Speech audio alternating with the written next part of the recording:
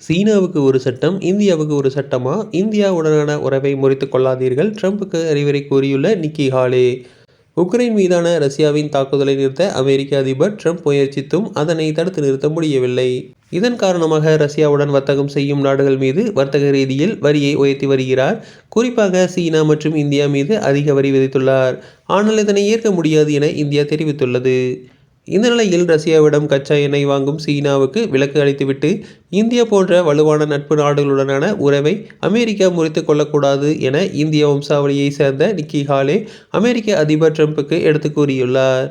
இந்திய வம்சாவளியை சார்ந்தவரும் தெற்கு கரோலினா மாகாணத்தின் முன்னாள் ஆளுநருமான நிக்கி ஹாலே வெளியிட்டுள்ள அறிக்கையில், ரஷ்யாவிடமிருந்து இந்தியா கச்சா எண்ணெய் வாங்கக்கூடாது. ஆனால் ரஷ்யா மற்றும் ஈரானிடம் கச்சா எண்ணெய் வாங்கும் சீனா 90 நாட்களுக்கு விலக்கை பெற்றுள்ளது. சீனாவுக்கு அனுமதி அளித்து இந்தியா போன்ற வலுவான நட்பு நாடுடனான உறவை முறித்துக் கொள்ளாதீர்கள் என்று குறிப்பிட்டுள்ளார். தொடர்ந்து இதுபோன்ற செய்திகளுக்கு எங்கள் சேனலை சப்ஸ்கிரைப் செய்யவும்.